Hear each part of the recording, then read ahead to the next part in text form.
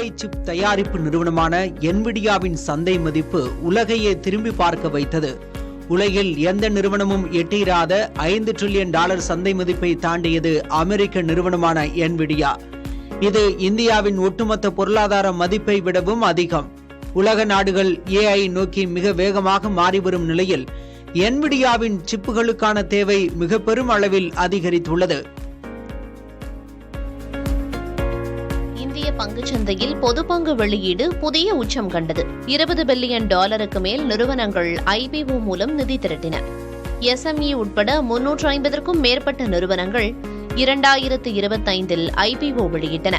புதிய தொழில்நுட்ப சேவை துறையைச் சேர்ந்த ஸ்டார்ட் அப் நிறுவனங்களின் வருகை இந்திய பங்குச்சந்தை போக்கில் முக்கிய மாற்றமாக பார்க்கப்படுகிறது. இந்தியாவின் GDP வளர்ச்சி ஆச்சரியத்தில் ஆழ்த்தியது. உலக பொருளாதாரம் மந்த நிலையில் இருந்தபோதும் இந்தியா 2ஆம் காலாண்டில் 8.2 விழுக்காடு GDP வளர்ச்சியை பதிவு செய்தது. உலகின் 3வது பெரிய பொருளாதாரமாக மாறும் இந்தியாவின் இலக்கிற்கு இந்த தொடர் வளர்ச்சி பாதை அமைத்தது.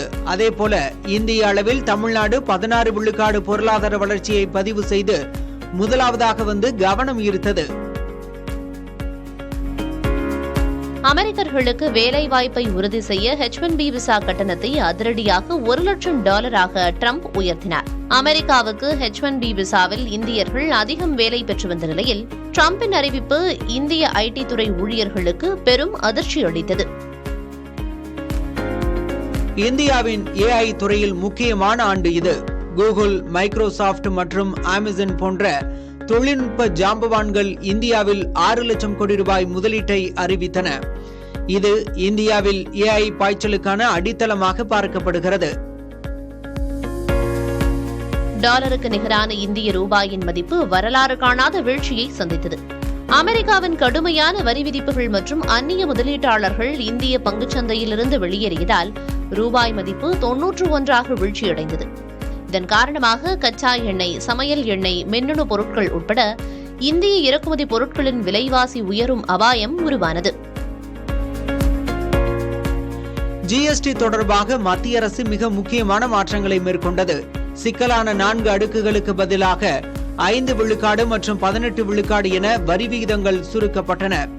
இதனால் கார், டிவி, மொபைல் போன்ற மின்னணு சாதனங்களின் விலை கணிசமாக குறைந்தது. மத்திய அரசு நடுத்தர வர்க்கத்தினரின் நீண்டகால கோரிக்கையை ஏற்று $12 லட்சம் வரை ஆண்டு வருமானம் ஈட்டுவோருக்கு முழு வரி விலக்கு அளித்தது. இந்திய விமான போக்குவரத்தையே ஸ்தம்பிக்கச் செய்தது இண்டிகோ. தினமும் ஆயிரக்கணக்கான விமான ரத்துகளால் விமான நிலையங்களில் பெரும் குழப்பம் வெடித்தது. பயணிகள் கொந்தளித்தனர். விமான பணியாளர்கள் தொடர்பான மத்திய அரசின் புதிய விதிமுறைகளே இந்த கலவரங்களுக்கு காரணமானது. ஒற்றை நிறுவன ஆதிக்கத்தின் பின் உள்ள ஆபத்துகளையும் இச்சம்பவம் வெளிச்சத்துக்கு கொண்டு வந்தது. அமெரிக்க அதிபர் ட்ரம்ப் உலக நாடுகள் மீது வரி விகிதங்களை உயர்த்தி அதிர்ச்சி கொடுத்தார்.